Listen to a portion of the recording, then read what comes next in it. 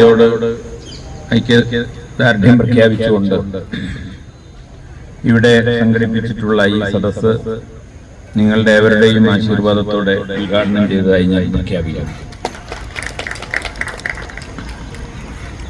വളരെ ദീർഘമായി സംസാരിച്ചിട്ടില്ലെങ്കിലും ഇങ്ങനെ ഒന്ന് കൂടിയിരിക്കുന്നതിന്റെ ഉദ്ദേശം എന്താണ് എന്ന് ഇവിടെ ഇരിക്കുന്ന നിങ്ങൾക്കെല്ലാം അറിയാം. ഒരുപക്ഷെ ലോകചരിത്രം കണ്ടിട്ടില്ലാത്ത വിധം അതിക്രൂരമായി ഒരു ജനതയെ വംശഹത്യ ചെയ്തുകൊണ്ടിരിക്കുന്ന ഏറ്റവും നിഷ്ഠുരമായ ഒരു ചരിത്ര സന്ദർഭത്തിലാണ് നിർഭാഗ്യവശാൽ നമ്മളൊക്കെ ജീവിക്കുന്നത്. ലോകത്ത് ഏത് തിന്മ സംഭവിക്കുമ്പോഴും ആ തിന്മ ചെയ്യുന്നവർ മാത്രമല്ല,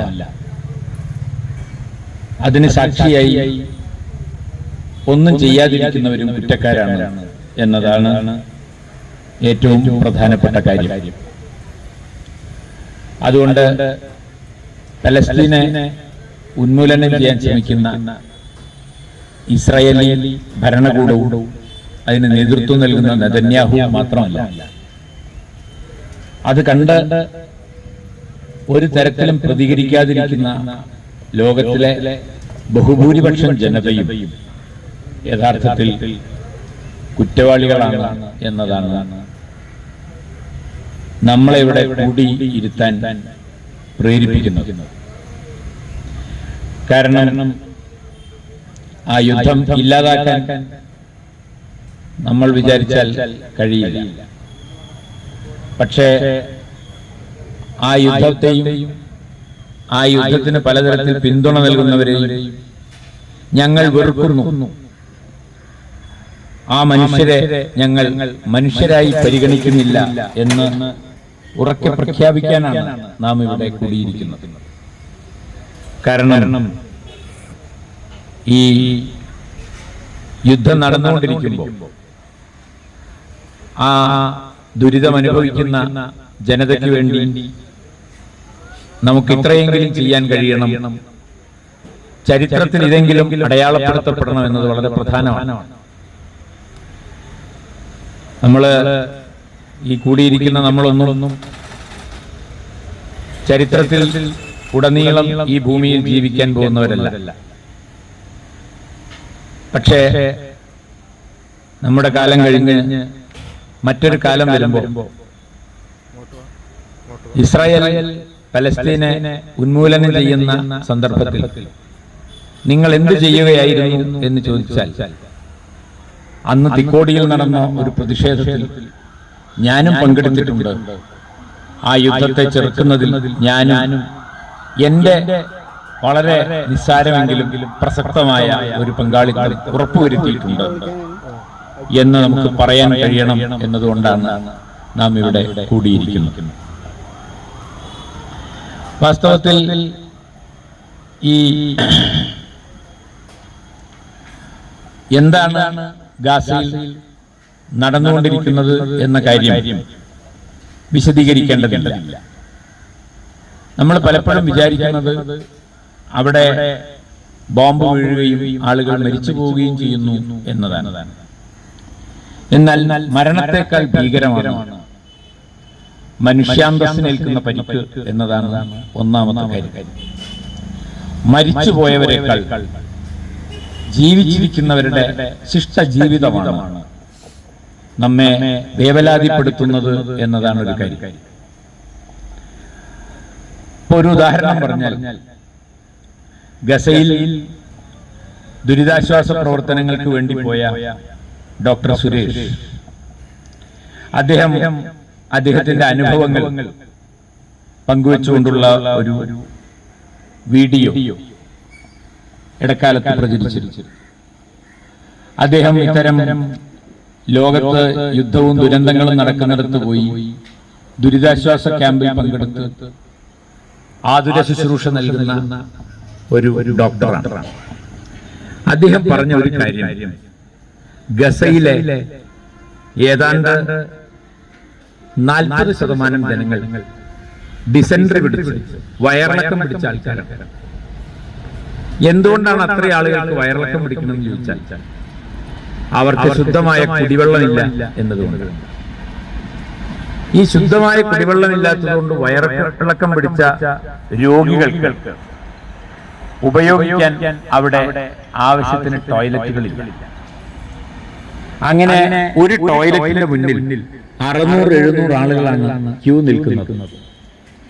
ഭക്ഷണത്തിന് മുന്നിൽ ക്യൂ നിൽക്കുന്ന കുട്ടികളെയും ആളുകളെയും നമ്മൾ കണ്ടിട്ടുണ്ടാവും.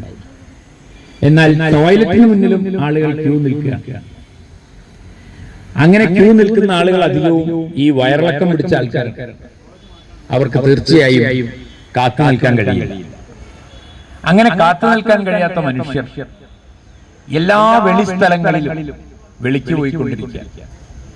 അങ്ങനെ ഗസയിലേക്ക് പ്രവേശിക്കുമ്പോൾ തന്നെ മനുഷ്യമലത്തിന്റെ ദുർഗന്ധം വമിക്കുന്നതിനെ കുറിച്ച് ഡോക്ടർ സുരേഷ് പറയുന്നു. അക്കൂട്ടത്തിൽ സ്ത്രീകളുണ്ട്. അവരാണ് ഇക്കാര്യത്തിൽ ഏറ്റവും അധികം പ്രയാസം അനുഭവിക്കുന്നത്. പക്ഷെ അവർക്കും മനുഷ്യർ എന്ന നിലയ്ക്ക് ഇത്തരം കാര്യങ്ങളെ ഒന്നും പ്രതിരോധിക്കാൻ കഴിയില്ല. അതുകൊണ്ട് അവർ തങ്ങളുടെ വസ്ത്രം തലയ്ക്ക് മുകളിലൂടെ മൂടി പരസ്യമായി വെളിക്കിരിക്കുന്നതാണ് ഞാൻ കണ്ടത് എന്ന് സുരേഷ് പറയുന്നു. അങ്ങനെ വെളിക്കിരിക്കുന്ന സ്ത്രീകൾ തേങ്ങി തേങ്ങി കരയുന്നതും ഞങ്ങൾ എപ്പോഴും കണ്ടുകൊണ്ടിരുന്നു. അങ്ങനെ ഈ മലത്തിൽ ചവിട്ടി വേണം ദുരിതാശ്വാസ ക്യാമ്പിൽ എത്തിച്ചേരാൻ. അങ്ങനെ 40% മനുഷ്യർ വെളിസ്ഥലങ്ങളിൽ വിസർജിച്ചുകൊണ്ടിരിക്കുന്ന ഒരു നാട്ടിൽ മരണത്തെക്കാൾ ഭീകരമായ മനുഷ്യാന്തസ്സിനേറ്റ പരിക്കിനെ പറ്റിയാണ് നാം മനസ്സിലാക്കുന്നത്. അതുകൊണ്ട് യുദ്ധം എന്ന് നാം പറയുന്നത് കേവലം കെട്ടിടങ്ങൾ തകരുന്നതും മനുഷ്യർ മരിച്ചു പോകുന്നതുമല്ല. മരണം എത്രയോ സഹനീയമാണ്. അന്തസ്സിനേൽക്കുന്ന പരിക്കാണ് വാസ്തവത്തിൽ മനുഷ്യന്റെ ഏറ്റവും വലിയ പരിക്ക് എന്ന് പറയുന്നത്. ഈ അർത്ഥത്തിലാണ് ഗസയെ നാം മനസ്സിലാക്കേണ്ടത്. അത് നമുക്ക് പ്രതീക്ഷിക്കാനും സങ്കല്പിക്കാനും കഴിയുന്നതിനപ്പുറമുള്ള മനുഷ്യരല്ലാതാക്കി തീർക്കുന്ന ഒരു സവിശേഷമായ സാഹചര്യമാണ്. ഈ ഭക്ഷണത്തിന് വേണ്ടി ക്യൂ നിൽക്കുന്ന ദുരിതാശ്വാസ ക്യാമ്പിലെ പല ദൃശ്യങ്ങളും നിങ്ങൾ കണ്ടിട്ടുണ്ടാവും. കുട്ടികളെയൊക്കെ ദൂരേക്ക് വലിച്ചെറിഞ്ഞ് മനുഷ്യർ വെപ്രാളപ്പെട്ട് ഭക്ഷണം പിടിച്ചു പറിക്കുന്ന രംഗങ്ങൾ നമ്മൾ കണ്ടിട്ടുണ്ട്. കുട്ടികളോട് സ്നേഹമില്ലാത്ത മനുഷ്യരല്ല അവര്. നമ്മളെപ്പോലെ ചെറിയ കുട്ടികളോട് സ്നേഹമുള്ളവരാണ്. പക്ഷെ നമുക്ക് നമ്മുടെ കുട്ടികളെ സ്നേഹിക്കാൻ കഴിയുന്നത് നമ്മൾ സ്വസ്ഥതയോടുകൂടി ഇരിക്കുന്നത് കൊണ്ടാണ്. നമുക്ക് ഭക്ഷണമില്ലെങ്കിൽ, നമുക്ക് ജീവിക്കാൻ കഴിയില്ലെങ്കിൽ കുട്ടികളെയോ വൃദ്ധരെയോ മറ്റുള്ളവരെയോ പരിഗണിക്കാൻ നമുക്ക് പറ്റില്ല. നമ്മുടെ വിശപ്പാണ് അപ്പോൾ നമ്മളെ നയിക്കുക. അവിടെ നമ്മൾ പറയുന്ന സ്നേഹത്തിനും വികാരത്തിനും ഒരു പങ്കില്ല. അങ്ങനെ മനുഷ്യരല്ലാതായി തീരുകയും കേവലം മൃഗങ്ങളെ പോലെ പെരുമാറാൻ ആരംഭിക്കുകയും ചെയ്യും. അങ്ങനെ ഒരുപക്ഷെ ലോക ചരിത്രത്തിൽ എവിടെയും നാം കേട്ടിട്ടില്ലാത്ത അതിക്രൂരമായ മനുഷ്യ പീഡനമാണ്, മനുഷ്യരുടെ ഉന്മൂലനമാണ് ഗസയിൽ നടന്നുകൊണ്ടിരിക്കുന്നത് എന്നതാണ് ഏറ്റവും പ്രധാനപ്പെട്ട കാര്യം. അതുകൊണ്ട് ഇതെല്ലാം കണ്ട് നമ്മളെപ്പോലുള്ള മനുഷ്യർ എങ്ങനെയാണ് സ്വസ്ഥമായി ഭക്ഷണം കഴിക്കുകയും സ്വസ്ഥമായി നമ്മുടെ കുഞ്ഞുങ്ങൾക്കൊപ്പം കിടന്നുറങ്ങുകയും ചെയ്യുന്നത് എന്ന ചോദ്യം ചരിത്രത്തിൽ നമ്മെ കാത്തിരിക്കുന്ന ഒരു ചോദ്യമാണ്. തീർച്ചയായും നമുക്കതിനെതിരെ പ്രതികരിക്കാൻ, ഇങ്ങനെയെങ്കിലും പ്രതികരിക്കാൻ. ഞാൻ ഇതിനോട് യോജിക്കുന്നില്ല, ഞാൻ ഈ നരഹത്യയോട്, ഈ വംശഹത്യയോട് ഞാൻ വിയോജിക്കുന്നു എന്ന് പറയാനെങ്കിലും നാം നമ്മുടെ ആയുസ് ഉപയോഗിച്ചില്ലെങ്കിൽ ഈ ആയുസ് വ്യർത്ഥമായി പോകും എന്നതുകൊണ്ടാണ് ഞാൻ നേരത്തെ പറഞ്ഞ പോലെ ഇവിടെ നാം കൂടിയിരിക്കുന്നത്. ഇത് ഗസയിലെ സവിശേഷമായ ഒരു സാഹചര്യമാണ്. ഗസയിലേക്ക് ദുരിതാശ്വാസ ക്യാമ്പിലേക്ക് മരുന്നുകളും ഭക്ഷണവും എത്തിക്കുന്ന എല്ലാ വാഹനങ്ങളും ഇസ്രായേൽ തടഞ്ഞു വെച്ചിരിക്കുകയാണ്. അതൊക്കെ ഈ അർഹതപ്പെട്ട മനുഷ്യരിലേക്ക് എത്തുന്നതിന് ദിവസങ്ങളോളം, മാസങ്ങളോളം ഈ ഇസ്രായേലിന്റെ എന്താണ് നിയന്ത്രണത്തിൽ നിന്ന് വിമുക്തമായതിനു ശേഷം മാത്രമേ അവരിലേക്ക് എത്തുന്നുള്ളൂ. അങ്ങനെ എല്ലാ തരത്തിലും വീർപ്പ് മുട്ടിക്കുന്ന ഒരു അധിനിവേശ ശക്തിയായാണ് ഇസ്രായേൽ പ്രവർത്തിച്ചു കൊണ്ടിരിക്കുന്നത്. ഈ ഗസ എന്ന് പറയുന്നത് ഏതാണ്ട് ഒരു ഗ്യാസ് ചേംബർ പോലെ. അത് പഴയ ജർമ്മനിയിലെ ജൂതരെ ഉന്മൂലനം ചെയ്യുന്നതിന് വേണ്ടി ഹിറ്റ്ലർ ഉണ്ടാക്കിയ ആ ഗ്യാസ് ചേംബറിനെ ഓർമ്മിപ്പിക്കുന്നതാണ് ഗസ എന്ന് പലരും നിരീക്ഷിച്ചിട്ടുണ്ട്. അവർക്ക് പുറത്തേക്ക് പോകാൻ കഴിയുന്നില്ല, ആർക്കും അകത്തേക്ക് പ്രവേശിക്കാനും കഴിയുന്നില്ല. അങ്ങനെ അവരെ ഒരു ചെറിയ പ്രദേശത്ത് കുടുക്കിയിട്ട് ആ മനുഷ്യരെ ഉന്മൂലനം ചെയ്യുക എന്നതാണ് ലക്ഷ്യം. ഇതിന് എന്താണ് ഇസ്രായേലിനെ പ്രേരിപ്പിക്കുന്നത് എന്ന ചോദ്യം യഥാർത്ഥത്തിൽ ചരിത്രത്തിൽ ആഴത്തിലുള്ള ഒരു ചോദ്യം ആണ്. രണ്ടാം ലോക യുദ്ധകാലത്താണ് ജൂതന്മാർ വലിയ തോതിൽ പലസ്തീൻ പ്രദേശത്തേക്ക് കുടിയേറിയത് എന്ന് ഒരുപക്ഷെ നമ്മൾ കേട്ടിട്ടുണ്ടാവും. എന്നാൽ അതിനു മുമ്പ് തന്നെ ഒരു ജൂതരാഷ്ട്രം സ്ഥാപിക്കുക എന്ന സങ്കല്പം 20-ാം നൂറ്റാണ്ടിന്റെ തുടക്കം മുതൽ തന്നെ ഉണ്ട് എന്ന് ചരിത്രം പരിശോധിച്ചാൽ മനസ്സിലാവും. അതുകൊണ്ട് ഈ യുദ്ധം വാസ്തവത്തിൽ ഒരു വംശീയ യുദ്ധമാണ് എന്ന് നാം മനസ്സിലാക്കുക. ഇതൊരു വംശീയ യുദ്ധമാണ്. നമ്മൾ സാധാരണ പറയുന്നത് ഈ വംശീയതയും ജാതീയതയും അങ്ങനെയുള്ള ബോധ്യങ്ങളൊക്കെ നമുക്ക് ഇല്ലാതായി എന്നാണ് നമ്മൾ പറയുന്നത്. എന്നാൽ യൂറോപ്പിൽ ഇപ്പോഴും ഈ വംശീയത വളരെ പ്രബലമായി നിലനിൽക്കുക. അവരെ സംബന്ധിച്ചിടത്തോളം തൊലി കറുത്തവർ, തൊലിക്ക് ബ്രൗൺ കളറുള്ള മനുഷ്യര്, അങ്ങനെ വെളുത്ത തൊലി അല്ലാത്ത മനുഷ്യരൊന്നും പൂർണ്ണ മനുഷ്യരല്ല എന്ന വംശ അഹന്തയാണ് വാസ്തവത്തിൽ ഇസ്രായേലിനെ നയിക്കുന്നത്. അവർക്ക് പിന്തുണ പ്രഖ്യാപിച്ച അമേരിക്കയെ നയിക്കുന്നത് തൊലി വെളുത്തവരുടെ യുദ്ധമാണ്. തൊലി വെളുത്തവർ കറുത്തവർക്കെതിരെ, വെളുത്ത തൊലി ഇല്ലാത്തവർക്കെതിരെ നടത്തിക്കൊണ്ടിരിക്കുന്ന, എത്രയോ നൂറ്റാണ്ടുകളായി തുടർന്നുകൊണ്ടിരിക്കുന്ന യുദ്ധമാണ്. ഇതാണ് ഒരു കാലത്ത് ബ്രിട്ടൻ, ഫ്രാൻസ് തുടങ്ങിയ രാജ്യങ്ങൾ, കോളനി രാജ്യങ്ങൾ ഈ ആഫ്രിക്കയിൽ ചെയ്തത്. ഇന്ത്യയിലും ബ്രിട്ടീഷ് സാമ്രാജ്യത്വം ചെയ്തത് തന്നെയാണ്. ബ്രിട്ടീഷുകാരെ നമ്മളൊന്നും മനുഷ്യരായിട്ട് പരിഗണിച്ചിട്ടില്ല. അതാ ഇപ്പൊ വംശഹത്യയുടെ കാര്യം പറയുമ്പോൾ ഇപ്പോ പലപ്പോഴും ആളുകൾ പറയുന്നത് ഈ ജർമ്മനിയിൽ നടന്ന ഫാസിസ്റ്റ് ഈ ഹോളോകോസ്റ്റ് എന്ന് പറയുന്ന ഈ ജൂതന്മാർക്കെതിരെ നടന്ന അതിക്രമത്തെ മാത്രം എപ്പോഴും നമ്മൾ ഉയർത്തിപ്പിടിക്കും. എന്നാൽ ഇന്ത്യയിലെ മനുഷ്യരുടെ എങ്ങനെയാണ് ബ്രിട്ടീഷ് സാമ്രാജ്യത്വം പെരുമാറിയിട്ടുള്ളത് നമുക്കറിയാം. ഞാൻ വരുന്നത് മലപ്പുറം ജില്ലയിൽ 1921 മലപ്പുറത്ത് നടന്ന സാമ്രാജ്യത്വ വിരുദ്ധ, ജന്മിത്വ വിരുദ്ധ സമരത്തെ കുറിച്ച് നിങ്ങൾ കേട്ടിട്ടുണ്ടാവും. അന്ന് ആ സമരത്തിനിടയിൽ സമരനായകന്മാരെ, ഇപ്പൊ ഞാൻ വരുന്നത് തിരൂരിൽ നിന്നാണ്. ഈ തിരൂർ റെയിൽവേ സ്റ്റേഷനിൽ നിന്ന് അരിച്ചാക്ക് കൊണ്ടുപോകുന്ന ഒരു ബോഗിക്കകത്തിട്ട് പൂട്ടി കോയമ്പത്തൂരിൽ ജയിലിലേക്ക് കൊണ്ടുപോയി. ആ സമയത്ത് പോത്തന്നൂരെത്തി വണ്ടി തുറന്നു നോക്കിയപ്പോൾ ആ വണ്ടിക്കുള്ളിൽ ഈ മനുഷ്യർ, ഈ ഗസയിലെ മനുഷ്യർ എങ്ങനെയാണോ പിടഞ്ഞു വീണ് മരിച്ചു പോയത്, ശ്വാസം കിട്ടാതെ പിടഞ്ഞു വീണ് മരിച്ചവരാണ്. 71 ആളുകളാണ് ആ ബോഗിയിൽ പിടഞ്ഞു വീണ് മരിച്ചത്. അവസാനം ചില ആളുകൾ ഈ ആണിയൊക്കെ ഊരിപ്പോയ ചെറിയ ദ്വാരത്തിൽ മൂക്ക് വെച്ച് ശ്വസിച്ചാണ് അപൂർവം ചിലർ രക്ഷപ്പെട്ടു. കുടിക്കാൻ വെള്ളത്തിന് ദാഹിച്ചിട്ട് അവസാനം നിവൃത്തിയില്ലാതെ സ്വന്തം ഞരമ്പ് മുറിച്ച് ചോര കുടിച്ച മനുഷ്യരെ കുറിച്ച് ഈ അതിൽ നിന്ന് രക്ഷപ്പെട്ട സമര പോരാളികൾ രേഖപ്പെടുത്തിയിട്ടുണ്ട്. അങ്ങനെ മനുഷ്യനല്ലാതായി തീർന്ന അനുഭവമാണ് ഞങ്ങളുടെ മലപ്പുറം ജില്ലയിൽ 1921 ഉണ്ടായത്.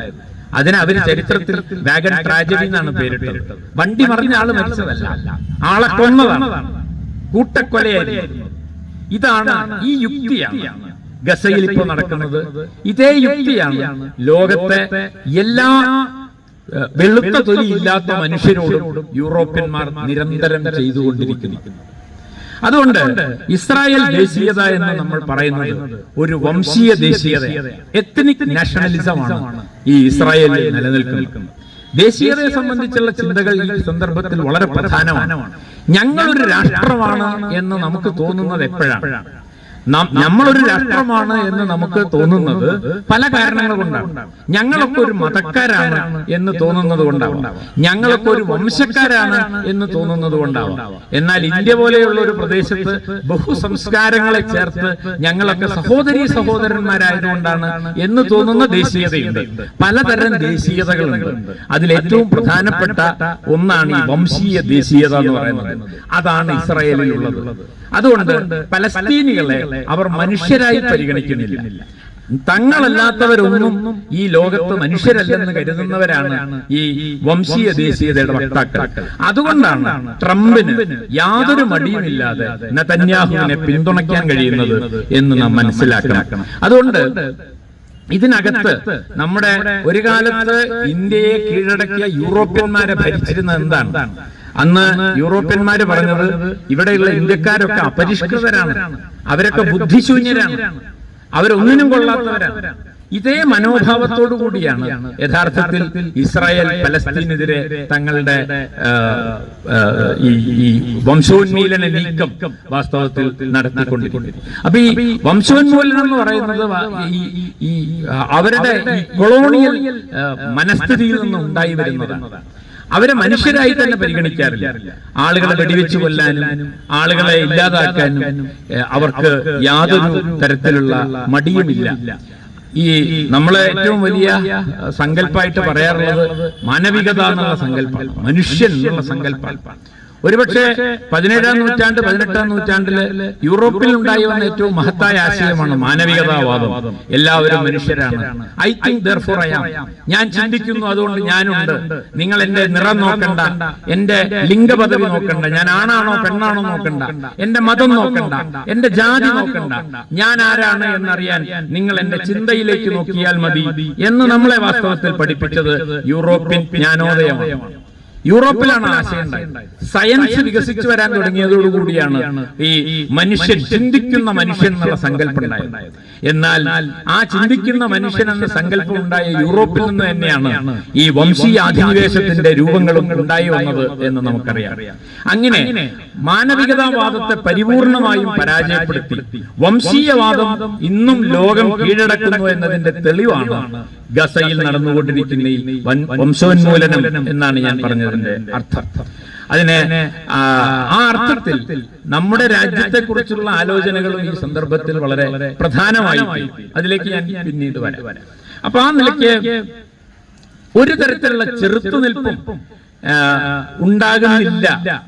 ലോക മനസ്സാക്ഷിയിൽ നിന്ന് ഒരു തരത്തിലുള്ള ചെറുത്തുനിൽപ്പും ഉണ്ടാവുന്നില്ല. നമുക്ക് പലസ്തീനിൽ നിന്നുള്ള കാഴ്ചകൾ ഒരു കാഴ്ച വസ്തുവായി തീരുകയും നമുക്ക് അവരോടൊരു സഹതാപം തോന്നുകയും ചെയ്യുന്നു എന്നല്ലാതെ ഇസ്രായേലിനെതിരെ, അമേരിക്കക്കെതിരെ, ഈ ലോക യൂറോപ്യൻ കോളനി രാഷ്ട്രീയത്തിനെതിരെ ഒരു രാഷ്ട്രീയ പ്രതിരോധം ഉണ്ടാക്കിയെടുക്കാൻ വാസ്തവത്തിൽ ലോക ജനതയ്ക്ക് കഴിയുന്നില്ല. ഈ ഒരു സാഹചര്യത്തെയാണ് നാം വളരെ ഗൗരവമായി പരിഗണിക്കേണ്ടത് എന്നാണ് ഞാൻ പറഞ്ഞതിന്റെ അർത്ഥം.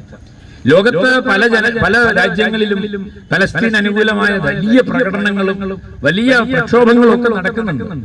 UN രക്ഷാസമിതിയില് എത്രയോ രാജ്യത്തെ നേതാക്കന്മാര് ഈ നെതന്യാഹു പ്രസംഗിക്കാൻ എഴുന്നേറ്റ് പോകുന്നുണ്ട്. പക്ഷെ എന്തുകൊണ്ടാണ് ഇസ്രായേലിനെതിരെ ഒരു വാണിജ്യ ഉപരോധത്തിന് ഈ രാജ്യങ്ങളൊന്നും തയ്യാറാകാത്തത്?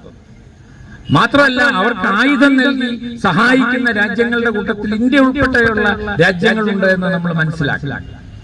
അങ്ങനെ ഈ രാജ്യത്തെ സംരക്ഷിക്കുന്ന ഇത് വംശഹത്യയാണെന്നും ഇത്ര ഭീകരമായ അതിക്രമമാണ് അവിടെ നടന്നുകൊണ്ടിരിക്കുന്നതെന്നും പറഞ്ഞിട്ടും UN രക്ഷാസമിതിയെ പോലും നോക്കുകുത്തിയാക്കിക്കൊണ്ട് ആരുടെ താല്പര്യമാണ് വാസ്തവത്തിൽ സംരക്ഷിക്കപ്പെടുന്നത് എന്ന ചോദ്യം വളരെ പ്രധാനപ്പെട്ടതാണ് എന്ന് ഞാൻ വിചാരിക്കുന്നു. അങ്ങനെ ഈ ഉക്രൈനിൽ മരിച്ചു പോകുന്ന ആളുകളെ പറ്റി കരയുന്ന ലോകരാഷ്ട്ര നേതാക്കന്മാർ എന്തുകൊണ്ടാണ് പലസ്തീൻ ജനത കൊന്നൊടുങ്ങി പോകുമ്പോഴും അവരെ ഉന്മൂലനം ചെയ്യുമ്പോഴും മിണ്ടാതിരിക്കുന്നത് എന്ന് ചോദിച്ചാൽ അതിന് വംശീയത എന്നല്ലാതെ മറ്റൊന്നും നമുക്ക് മറുപടി പറയാനില്ല. ഇവിടെ വെച്ചാണ് നമ്മൾ ദേശീയതയെ പറ്റിയുള്ള ചില ആലോചനകളിലേക്ക് വരുന്നത്. യഥാർത്ഥത്തിൽ ദേശീയത എന്നാൽ എന്താണ്? ഈ പലസ്തീൻ എന്ന് പറയുന്ന പ്രദേശത്ത് ജൂതന്മാര് വരുമ്പോ അവിടെ സ്വാഭാവികമായും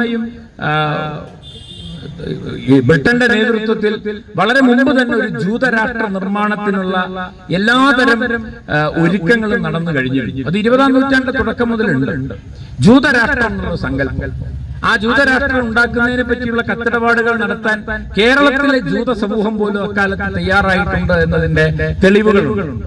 അങ്ങനെ ജൂതന്മാരുടെ വിശുദ്ധ സ്ഥലമാണ് ഇസ്രായേൽ എന്ന് പറയുന്നത്. ഇത് ഞങ്ങളുടെ വിശുദ്ധ സ്ഥലമാണ് എന്ന് പറയുന്ന ആ സങ്കല്പം അതൊരു മിത്താണ്.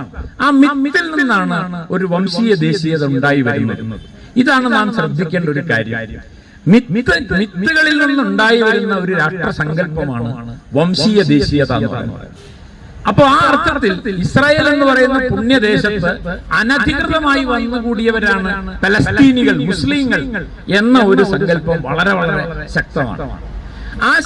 ആ സങ്കല്പം രണ്ടാം ലോക യുദ്ധത്തോടുകൂടി കൂടുതൽ ജൂതന്മാർ അവിടെ വരികയും അതൊരു ജൂതരാഷ്ട്രമാണെന്ന് പ്രഖ്യാപിക്കുകയും ചെയ്ത സമയത്താണ് ഈ പലസ്തീനെയും ഇസ്രായേലിനെയും വേർതിരിച്ചുകൊണ്ടുള്ള അതിർത്തി രേഖ തീരുമാനിക്കപ്പെടുന്നതും UN രക്ഷാസമിതി തന്നെ ആ രാജ്യത്തെ അവിടെ വന്നുകൂടിയവർക്ക് ഒരു രാഷ്ട്രം നൽകിക്കൊണ്ട് അതിനെ രണ്ടായി പിളർക്കുകയും ചെയ്യുന്നു.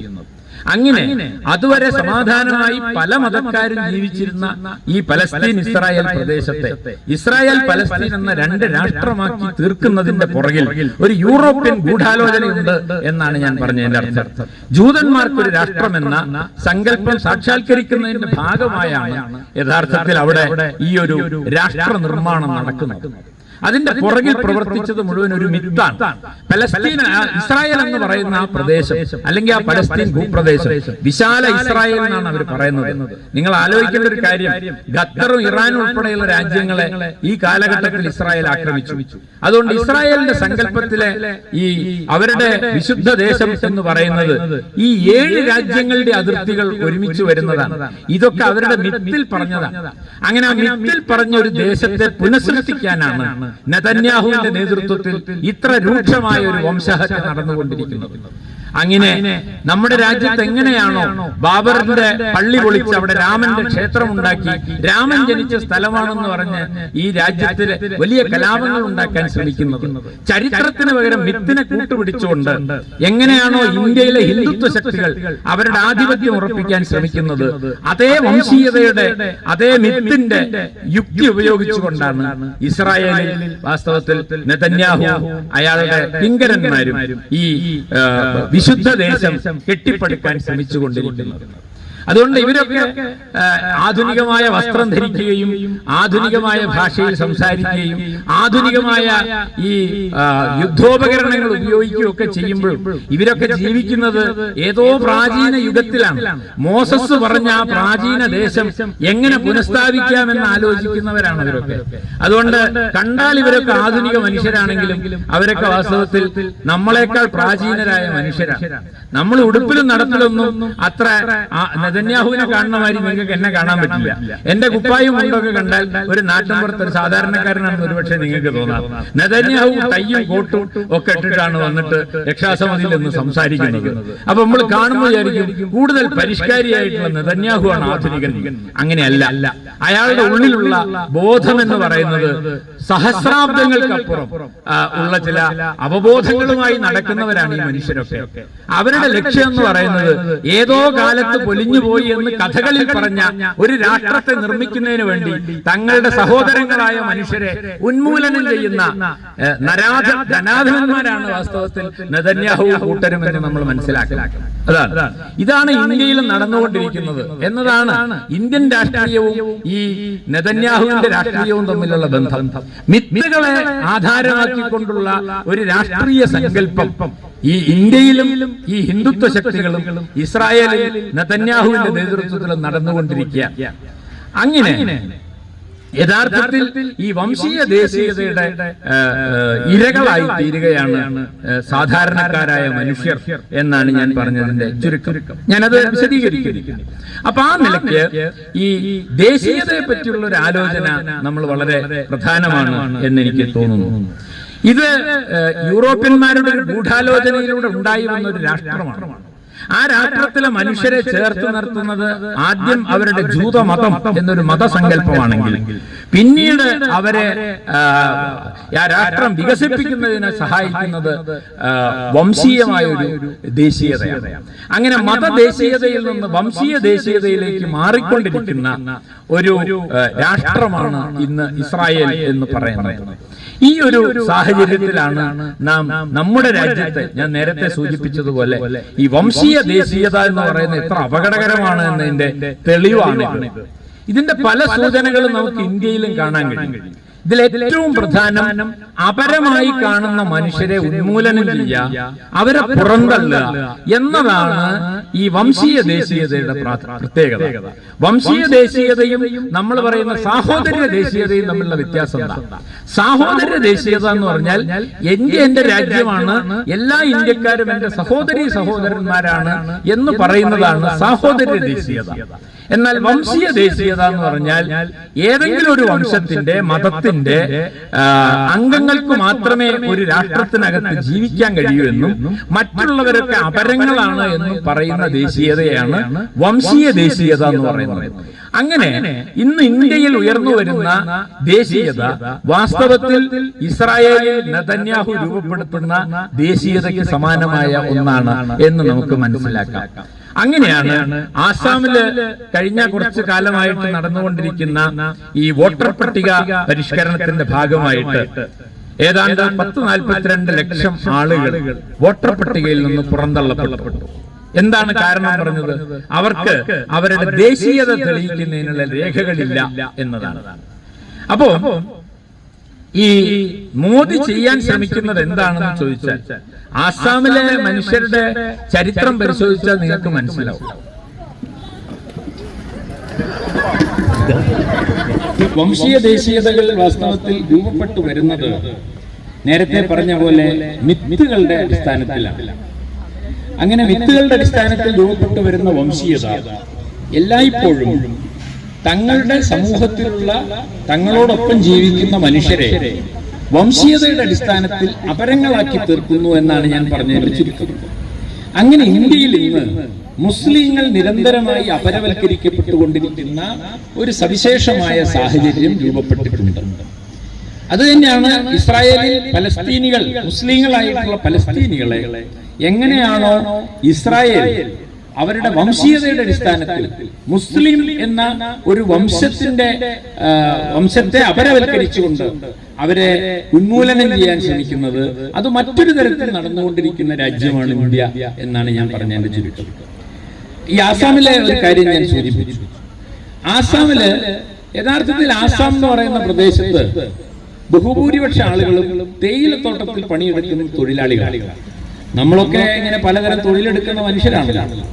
ആസാമിലെ തേയിലത്തോട്ടത്തിൽ പണിയെടുക്കുന്ന മനുഷ്യർ, ഈ തേയിലത്തോട്ടങ്ങൾ ആരംഭിക്കുന്ന ബ്രിട്ടീഷുകാരുടെ കാലത്താണ്. അങ്ങനെ അന്ന് ഇന്ത്യ എന്ന് പറഞ്ഞാൽ ഇന്ത്യയും പാകിസ്ഥാനും ബംഗ്ലാദേശും ഒക്കെ ചേർന്നതാണ് അന്നത്തെ ഇന്ത്യ. ബ്രിട്ടീഷുകാർ വെക്കുന്ന കാലത്ത് തേയിലത്തോട്ടങ്ങൾ ആരംഭിച്ചപ്പോ നിരവധി തൊഴിലാളികൾ പാകിസ്ഥാനിൽ നിന്നും ഇന്നത്തെ ബംഗ്ലാദേശിൽ നിന്നും ഒക്കെ പണിക്ക് വന്നു. അന്നൊക്കെ അവർ ഇന്ത്യക്കാരാണ്. അവരാരും പാകിസ്ഥാനികളല്ല, അവരാരും ബംഗ്ലാദേശികളല്ല. കേരളത്തിൽ നിന്നും ധാരാളം ആൾക്കാർ അക്കാലത്ത് ആസാമിൽ പണിക്ക് പോയിട്ടുണ്ട്. അകലെ എന്താണ് ജനിച്ച നാട് വിട്ട് അകലെ ആസാമിൽ പണിക്ക് പോകുന്ന പരിശകൾ ഞങ്ങൾ എന്ന് വൈലോപ്പള്ളി ആസാം പണിക്കാർ എന്ന പേരിൽ ഒരു കവിത തന്നെ എഴുതിയിട്ടുണ്ട്. ഏതായാലും ആസാമിൽ പണിക്ക് പോയിട്ടുള്ള ഈ പണിക്കാര് 1947 ആഗസ്റ്റ് 14 അർദ്ധരാത്രി വരെ ഇന്ത്യക്കാരായിരുന്നു. എന്നാൽ 1947 ആഗസ്റ്റ് 15 രാവിലെ അതിൽ കുറെ ആൾക്കാർ പാകിസ്ഥാനികളായി. കാരണം അപ്പോഴേക്കും ഇന്ത്യക്ക് സ്വാതന്ത്ര്യം കിട്ടിയപ്പോ ഇന്ത്യ പാകിസ്ഥാൻ എന്ന് പറഞ്ഞ രണ്ട് രാജ്യം ഉണ്ടായി. അപ്പൊ രാത്രി ഉറങ്ങുമ്പോ ഇന്ത്യക്കാരനായിരുന്ന ആള് ആസാമിൽ രാവിലെ എഴുന്നേറ്റ് നോക്കുമ്പോൾ പാകിസ്ഥാനിയായി മാറി. അതിന് അയാൾ ഉത്തരവാദിയല്ല.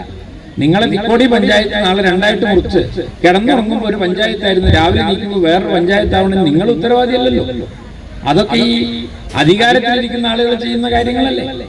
അങ്ങനെ അത് കഴിഞ്ഞ് 1971 മാർച്ച് 26 പാകിസ്ഥാനും ബംഗ്ലാദേശും രണ്ടായി. അപ്പൊ അതുവരെ പാകിസ്ഥാനികളായിട്ട് ഈ ആസാമിലെ തേയിലത്തോട്ടത്തിൽ പണിയെടുത്ത ആൾക്കാര് ഈ പറഞ്ഞ മാർച്ച് 26 രാവിലെ എഴുന്നേറ്റ് നോക്കുമ്പോ അവര് കുറച്ച് ആൾക്കാർ ബംഗ്ലാദേശികളായി. അതും അവരറിഞ്ഞിട്ടില്ല. അവര് പണിയെടുക്കുക, കൂലി വാങ്ങുക, വീട്ടിൽ പോവുക, ഇങ്ങനെ ജീവിക്കണ മനുഷ്യന്മാരാണ്. അങ്ങനെ ചുരുക്കി പറഞ്ഞാൽ ഈ പറയുന്ന ആസാമിലെ തേയിലത്തോട്ടത്തിൽ പണിയെടുക്കാൻ വന്ന ഒരു തൊഴിലാളി തന്റെ ജീവിതത്തിൽ 3 ദേശീയതകളിലൂടെ കടന്നു. അതിനൊന്നും അയാൾ ഉത്തരവാദിയല്ല. അയാൾ ആദ്യം ഇന്ത്യക്കാരനായിരുന്നു, പിന്നെ കുറച്ചുകാലം പാകിസ്ഥാനിയായി, പിന്നെ കുറച്ചുകാലം കഴിഞ്ഞു ബംഗ്ലാദേശിയായി. ഇതൊന്നും അയാൾ അറിഞ്ഞിട്ടില്ല. ഇതിനൊക്കെ രേഖ ഉണ്ടാക്കണം എന്ന് പറഞ്ഞാൽ അയാളുടെ ജീവിതത്തിൽ ഇതിനല്ലേ നേരം ഉണ്ടാവും. അതുകൊണ്ട് അതിൽ പല ആൾക്കാർക്ക് രേഖകളില്ല. അവർ വിവാഹം കഴിച്ചു, കുട്ടികളായി, അവിടെ ജീവിച്ചു. അവരുടെ പല ബന്ധുക്കളും ഇപ്പോഴും ബംഗ്ലാദേശിലാണ്, പലരും പാകിസ്ഥാനിലാണ്. അങ്ങനെയൊക്കെയുള്ള വളരെ വിചിത്രമായ ഒരു ജീവിത പരിസരമാണ് ആസാമിലെ ഈ തൊഴിലാളികൾക്കുള്ളത്. അവർക്ക് രേഖയില്ല എന്നതിന്റെ പേരിൽ 42 ലക്ഷം മനുഷ്യരെയാണ് അവിടുത്തെ വോട്ടർ പട്ടികയിൽ നിന്ന് പുറന്തള്ളിയിട്ടുള്ളത്. ഇപ്പൊ ബീഹാറിലും ഇതുപോലെ തന്നെ ഒരു വോട്ടർ പട്ടിക ഉണ്ടായി. അവിടെയും മുസ്ലിം സമുദായത്തിൽപ്പെട്ട നിരവധി ആളുകൾ രേഖകളില്ല എന്നതിന്റെ പേരിൽ ഇതുപോലെ വോട്ടർ പട്ടികയിൽ നിന്ന് പുറന്തള്ളപ്പെട്ടിരിക്കുക. അപ്പോ ഇതെല്ലാം വംശീയതയുടെ സൂചനകളാണ് നമുക്ക് ഇന്നെല്ലാം കിട്ടുന്നത്.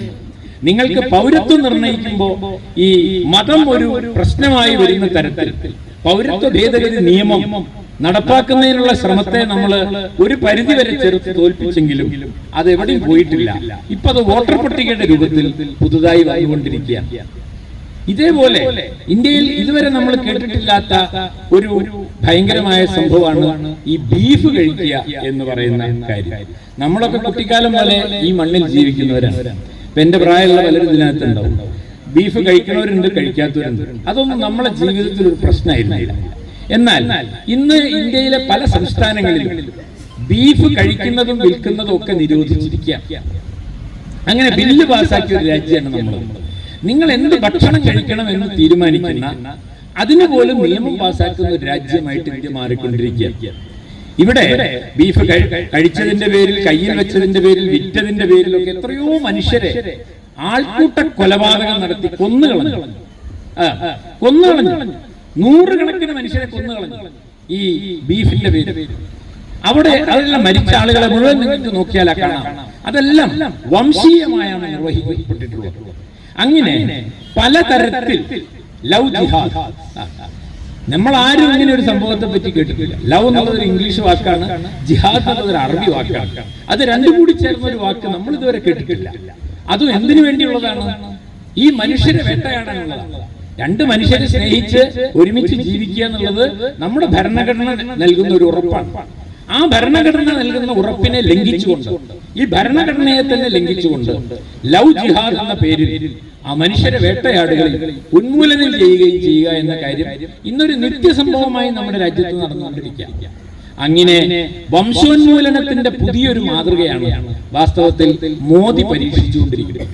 അത് ആയുധം ഉപയോഗിച്ചുകൊണ്ട് എളുപ്പത്തിൽ നിർവഹിക്കുകയാണ് നെതന്യാഹു ചെയ്യുന്നത്. ഇതാണ് ഈ വംശീയ ദേശീയതയുടെ ആധാരം.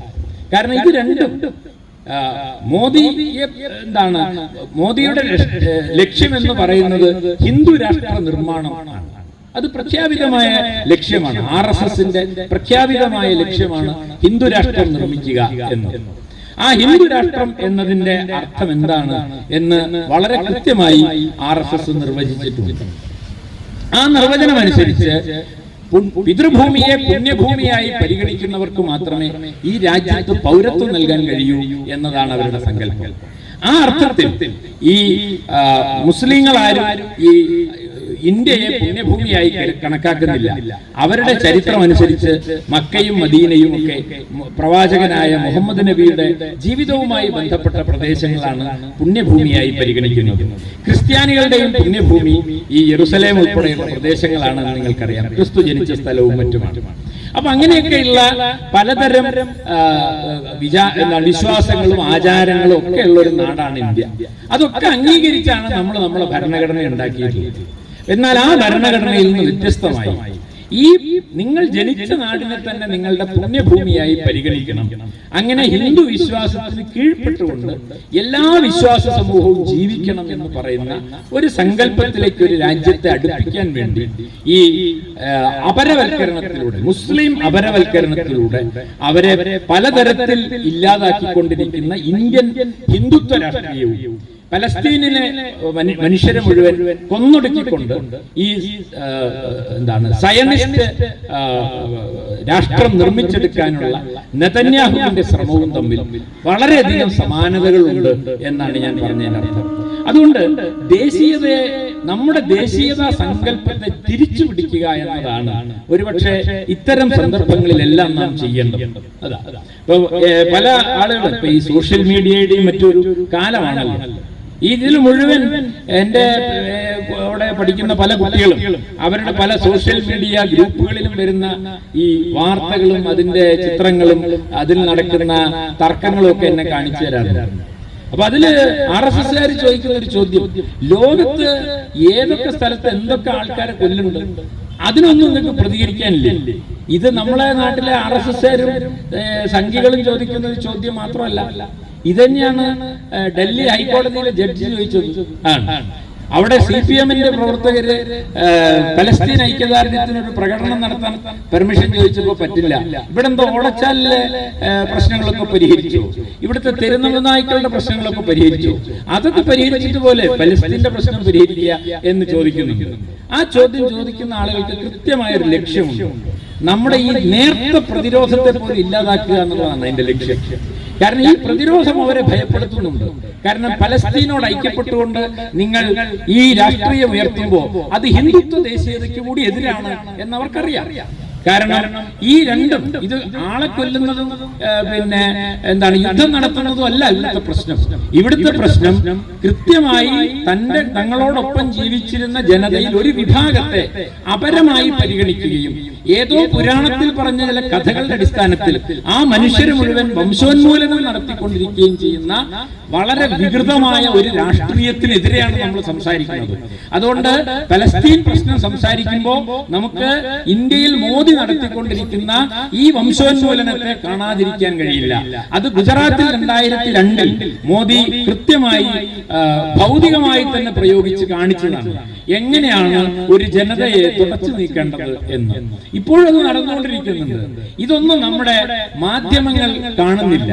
ഇപ്പോഴും നിങ്ങൾക്കറിയാം, ന്യൂയോർക്ക് ടൈംസ് പോലെയുള്ള വളരെ പ്രസിദ്ധമായ ഈ ബൂർഷ്വാ മാധ്യമങ്ങളൊന്നും ഞാൻ എത്രയോ പ്രാവശ്യം ഈ പ്രസംഗത്തിൽ ഉപയോഗിച്ച വംശോന്മൂലനം എന്ന വാക്ക് അവരവരുടെ പത്രത്തിൽ ഒരിക്കലും പലസ്തീൻ പ്രശ്നം റിപ്പോർട്ട് ചെയ്യുമ്പോൾ അവരെഴുതാറില്ല. അവിടെ ഇപ്പോ ഈ പറഞ്ഞ ജിനോസൈഡ് എന്ന വാക്ക് ന്യൂയോർക്ക് ടൈംസ് ഉപയോഗിക്കുന്നില്ല. കാരണം ലോകത്തെ പ്രധാനപ്പെട്ട മാധ്യമങ്ങളൊക്കെ ഈ ട്രംപിനും നെതന്യാഹുവിനും ഇന്ത്യയിൽ മോദിക്കും അനുകൂലമായ നിലപാടാണ് സ്വീകരിച്ചിട്ടുള്ളത്.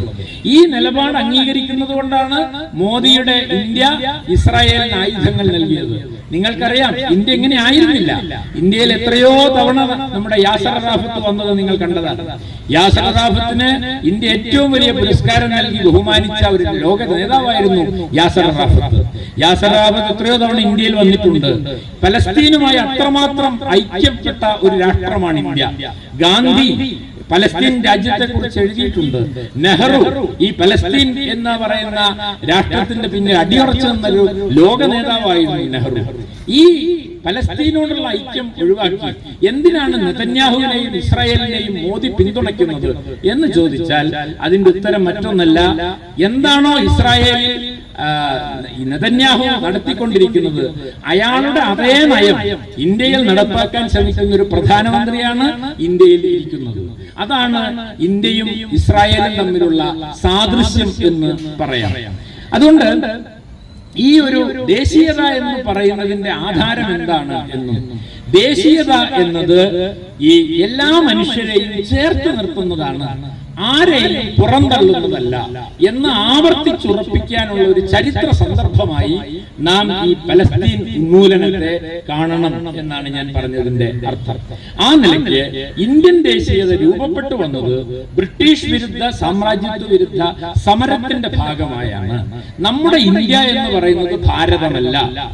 ഈ ഇസ്രായേലിൽ ജൂതരാഷ്ട്രം ഉണ്ടാക്കാൻ ശ്രമിക്കുന്നത് പോലെ ഇന്ത്യയിൽ ഹിന്ദു രാഷ്ട്രം ഉണ്ടാക്കാൻ ശ്രമിക്കുന്നവർ ഉയർത്തിപ്പിടിക്കുന്നത് ചരിത്രമല്ല, അവർ ഉയർത്തിപ്പിടിക്കുന്നത് മിത്തുകളെയാണ്.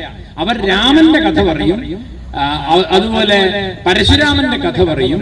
അങ്ങനെ മിത്തുകളിൽ നിങ്ങൾക്ക് യാതൊരു തരത്തിലെ തെളിവുകളും ഇല്ലാത്ത മിത്തുകളെ അടിസ്ഥാനപ്പെടുത്തിയുള്ള രാഷ്ട്രസങ്കല്പമാണ് ഈ രണ്ട് രാജ്യത്തും ഇപ്പൊ നടന്നുകൊണ്ടിരിക്കുന്നത്. മോസസിന്റെ കഥയാണ് നെതന്യാഹുവിന്റെ വഴികാട്ടിയെങ്കിൽ ഈ പറയുന്ന പുരാണ കഥകളാണ് സംഘപരിവാരത്തെയും മോദിയെയും നയിച്ചുകൊണ്ടിരിക്കുന്നത്. അതിന് അവർക്ക് ഏറ്റവും വലിയ തടസ്സം ചരിത്രമാണ് എന്നതാണ്. യഥാർത്ഥത്തിൽ പലസ്തീൻ എന്ന് പറയുന്ന നാട്ടിലേക്ക് എങ്ങനെയാണ് ജൂതന്മാർ വന്നത്, ഏത് കാലത്താണ് വന്നതെന്ന് ചോദിച്ചാൽ ഒരു 100 വർഷം പോലും പഴക്കമില്ലാത്ത ഒരു രാജ്യമാണ് ഇസ്രായേൽ എന്ന് പറയുന്നത്. അവിടെ ഈ പറയുന്ന ജൂതന്മാര് 2ാം ലോക യുദ്ധത്തോടു കൂടിയാണ് ഇങ്ങനെ കുടിയേറിയത്. 100 വർഷം പോലും പഴക്കമില്ലാത്ത ഒരു രാജ്യമാണ്. എത്രയോ നൂറ്റാണ്ടുകളായി അവിടെ ജീവിച്ചുകൊണ്ടിരിക്കുന്ന മനുഷ്യരെ മുഴുവൻ ഉന്മൂലനം ചെയ്ത് ഈ മിത്തിന്റെ അടിസ്ഥാനത്തിൽ ഒരു ജൂതരാഷ്ട്രം നിർമ്മിക്കാൻ ശ്രമിക്കുന്നത്. അതുകൊണ്ട് കഥകളുടെ അടിസ്ഥാനത്തിലല്ല ദേശീയത പ്രവർത്തിക്കേണ്ടത്, ചരിത്രത്തിന്റെ അടിസ്ഥാനത്തിലാണ്. അതുകൊണ്ട് നാം ചരിത്രത്തിന്റെ പക്ഷത്ത് നിൽക്കുന്നവരാണ്. ഇവിടെ കൂടിയിരിക്കുന്ന ഈ പ്രതിരോധ സമിതി രൂപപ്പെടുത്തിയ നമ്മൾ ചരിത്രത്തോടൊപ്പം നിൽക്കുന്നവരും മിത്തുകളെ നിരാകരിക്കുന്നവരുമാണ്. മിത്ത് എന്നത് കെട്ടുകഥകളാണ്. അത് പലപ്പോഴും മനുഷ്യരെ അപരരാക്കുന്നതാണ്. ധാരാളം മിത്തുകൾ നമ്മുടെ നാട്ടിലുണ്ട്. എല്ലാറ്റിനും മിത്തുണ്ട്. തെങ്ങ് എങ്ങനെ ഉണ്ടായതെന്നുള്ളതിന് മിത്തുണ്ട്. തെങ്ങില് കള്ള എന്തുകൊണ്ടാണ് കൊരലിലേക്ക് പോയതെന്നുള്ളതിന് മിത്തുണ്ട്. തീയന്മാരെങ്ങനെയാണ് ഉണ്ടായെന്നുള്ളതിന് മിത്തുണ്ട്. അങ്ങനെ ലോകത്തുള്ള എല്ലാറ്റിനും മിത്തുണ്ട്. അതാണ് കരുവന്നൂർ വീരൻ തോറ്റം. അതാണ്. അപ്പൊ അതൊക്കെ എന്തിനാണ്? കരുവന്നൂർ വീരന്റെ തോറ്റം ആ പറയുന്ന മിത്തെന്ന് പറയുന്നത് ഈ ഈഴവ സമുദായത്തിൽപ്പെട്ട ആളുകളൊക്കെ ചേർത്ത് നിർത്താനുള്ള ഒരു ഏർപ്പാടാണ്. അങ്ങനെ മിത്തുകൾ പലപ്പോഴും വംശീയതയെ ഉത്പാദിപ്പിക്കുകയും വംശീയതയെ നിലനിർത്തുകയും വംശബോധം ഉണ്ടാക്കുകയും ചെയ്യുന്നതാണ് മിത്ത്. അത് അടഞ്ഞ ഒന്നാണ്. എന്നാൽ ചരിത്രം അങ്ങനെയല്ല, അത് തുറന്നതാണ്. അതിലെ തെറ്റുകൾ തിരുത്തിക്കൊണ്ടാണ് നമ്മൾ മുന്നേറുന്നത്. യഥാർത്ഥത്തിൽ ഈ ജൂത സമൂഹം ചരിത്രത്തിൽ വലിയ പീഡനങ്ങൾ ഏറ്റുവാങ്ങിയ ഒരു സമൂഹമാണ്. അങ്ങനെ ഏറ്റുവാങ്ങിയ ഒരു സമൂഹം ചരിത്രത്തിൽ നിന്ന് പാഠം ഉൾക്കൊണ്ടുകൊണ്ട് അങ്ങനെ ഒരു സംഭവം ഇനി ലോകത്തുണ്ടാവാതിരിക്കണമെന്നാണ് ആഗ്രഹിക്കേണ്ടത്. നമുക്കറിയാവുന്നതുപോലെ അമേരിക്കയും ബ്രിട്ടനും റഷ്യയും എല്ലാവരും ഏർപ്പെട്ട് നിർത്തിവെച്ച അല്ലെങ്കിൽ അവസാനിപ്പിച്ച ഒന്നായിരുന്നു 2ാം ലോക യുദ്ധം. ഈ ജർമ്മനിയിലെ ഹിറ്റ്ലർ അവസാനം ആത്മഹത്യയാണ് ചെയ്തത്. ആ അവസ്ഥയിലേക്ക് ഈ ഹിറ്റ്ലർക്ക് കടിഞ്ഞാണിട്ടുകൊണ്ട് പിടിച്ചു നിർത്തിയത് റഷ്യയുടെ ചെമ്പടക്കുള്ള സ്ഥാനം നിങ്ങൾക്കറിയാവുന്നതാണ്. അതൊക്കെ ലോക ചരിത്രത്തിന്റെ ഭാഗമാണ്. അതിൽ നിന്നൊക്കെ നമ്മൾ പഠിക്കേണ്ട പാഠം എന്താണ്? ആ പഠിക്കേണ്ട പാഠം ഒരിക്കലും ഈ വംശീയത എന്ന് പറയുന്ന ആര്യ വംശശുദ്ധിയുടെ മുൻനിർത്തിയാണ് ഫാസിസ്റ്റ് ഭരണകൂടത്തെ ജർമ്മനിയിൽ ഹിറ്റ്ലർ പടുത്തുയർത്തിയത്. അതിന്റെയൊക്കെ പുറകിൽ പ്രവർത്തിച്ചത് വംശീയതയാണ്. അതുകൊണ്ട് വംശീയത മനുഷ്യനാശം വിതയ്ക്കുമെന്ന് ചരിത്രത്തിൽ നിന്ന് പഠിക്കേണ്ടവരാണ് നമ്മൾ. ആ പാഠം നമ്മൾ പഠിക്കുന്നില്ല എന്നതാണ് ഏറ്റവും പ്രധാനം. അതുകൊണ്ട് ചരിത്രത്തിൽ നിന്ന് ഒന്നും പഠിക്കാത്തവരാണ് ഈ പലസ്തീൻ ജനതയെ ഉന്മൂലനം ചെയ്തുകൊണ്ട് വീണ്ടും ഈ വംശഹത്യയുടെ എല്ലാ കാലത്തും ഈ പറഞ്ഞ തൊലി കറുത്തവരും തൊലി വെളുത്തവരും എന്ന ആ വംശബോധത്തിന്റെ അടിസ്ഥാനത്തിൽ ഇപ്പോഴും ഈ ലോകത്ത് അവർ ഭരിച്ചുകൊണ്ടിരിക്കുകയാണ് എന്ന് ഞാൻ പറഞ്ഞതുകൊണ്ടാണ്. അപ്പൊ ആ ചരിത്രത്തിൽ നിന്ന് പാഠം കൊണ്ടുകൊണ്ടാണ് നാം വാസ്തവത്തിൽ മുന്നേറേണ്ടത്. അതുകൊണ്ട് ചരിത്രം എന്നത് ഈ വംശീയ ദേശീയത മുന്നോട്ട് വെക്കുന്നവരുടെ ഏറ്റവും വലിയ ഭയം ചരിത്രമാണ്. ചരിത്രം പറഞ്ഞു കഴിഞ്ഞാൽ പിന്നെ അവർക്ക് ഒരിക്കലും അവരുടെ അജണ്ട നടപ്പാക്കാൻ പറ്റില്ല. അതുകൊണ്ടാണ് ചരിത്രത്തിനെതിരെ വലിയ നീക്കം ഇന്ന് ഇന്ത്യയിൽ നടന്നുകൊണ്ടിരിക്കുന്നത്. ഇന്ത്യയിലും ചരിത്രം നിഷേധിച്ചുകൊണ്ടുള്ള കാര്യങ്ങളാണല്ലോ നടന്നുകൊണ്ടിരിക്കുന്നത്. നമ്മുടെ കുട്ടികളെയൊന്നും ചരിത്രം പഠിപ്പിക്കേണ്ടെന്നാണ് കേന്ദ്ര ഗവൺമെന്റ് ഇപ്പൊ തീരുമാനിച്ചിരിക്കുന്നത്. NCERT പാഠപുസ്തകത്തിനകത്ത് ഗാന്ധി കൊല്ലപ്പെട്ട വിവരം ഇല്ല. അതാണ് ഗാന്ധി കൊല്ലപ്പെട്ട വിവരം NCERTയുടെ ഹിസ്റ്ററി ചരിത്ര പാഠപുസ്തകത്തിലില്ല. കമ്മ്യൂണിസ്റ്റുകാരെ പറ്റി ആകെ ഒരു കാര്യം അതിനകത്ത് പറഞ്ഞിട്ടുണ്ട്. ക്വിറ്റ് ഇന്ത്യ സമരത്തെ ഒറ്റുകൊടുത്തവർ എന്ന് മാത്രമേ ഈ ചരിത്രം പഠിക്കുന്ന സ്കൂളിലെ ചരിത്രം പഠിക്കുന്ന കേന്ദ്രീയ വിദ്യാലയത്തിലൊക്കെ പഠിക്കുന്ന മക്കളുണ്ടല്ലോ, അവർ ചരിത്രം പഠിച്ച് പുറത്തിറങ്ങുമ്പോൾ അവർക്ക് ആകെ കമ്മ്യൂണിസ്റ്റുകാരെ പറ്റി അറിയാം. ഇന്ത്യൻ ദേശീയ പ്രസ്ഥാനത്തിൽ വഞ്ചിച്ചവരാണ് കമ്മ്യൂണിസ്റ്റുകാർ എന്ന ഒറ്റ വാചകമാണ് അവരാകെ പഠിക്കുന്നത്. അതുപോലെ പുന്നപ്ര വയലാർ സമരത്തെ പറ്റി അതിനകത്തില്ല, അയ്യങ്കാളിയെ പറ്റിയില്ല, നാരായണ ഗുരുവിനെ പറ്റിയില്ല. ഇതൊക്കെ ഒഴിവാക്കി മുഗൾ രാജാക്കന്മാരുടെ ചരിത്രമേ ഇല്ല.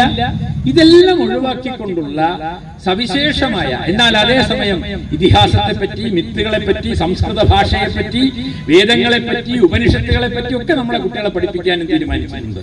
അതിനെയൊക്കെ അവർ പേരിട്ട് വിളിച്ചിരിക്കുന്നത് ഇന്ത്യൻ നോളജ് സിസ്റ്റം എന്നാണ്. ഇന്ത്യൻ വിജ്ഞാന പദ്ധതിയായിട്ടാണ് ഈ വേദങ്ങളെ ഉപനിഷത്തുകളെയൊക്കെ പരിഗണിച്ചിരിക്കുന്നത്. അല്ലെ, നിങ്ങളിവിടെ കൊയിലാണ്ടി ആണല്ലോ, പിന്നെ അടുത്താണല്ലോ നിങ്ങളൊക്കെ താമസിക്കുന്നത്. കൊയിലാണ്ടിയിലും ഈ പാരമ്പര്യ വിജ്ഞാനം ധാരാളം ഉള്ള ഒരു പ്രദേശമാണ്. കൊയിലാണ്ടി ഹുക്ക എന്ന് പറയുന്നത് ലോക പ്രശസ്തമായിട്ടുള്ള ഒരു കരകൗശല വിദ്യയാണ്. ആറന്മുള കണ്ണാടി അങ്ങനെയാണ്. ഞങ്ങളുടെ നാട്ടിലുള്ള ബേപ്പൂരിലുള്ള ഉരു, അതാണ്. ഇതൊക്കെ പാരമ്പര്യമായിട്ടുള്ള അറിവാണ്. ഇതൊന്നുമല്ല കുട്ടികളെ പഠിപ്പിക്കുന്നത്. വേദ ഉപനിഷത്തൊക്കെയാണ് പാരമ്പര്യ വിജ്ഞാനം.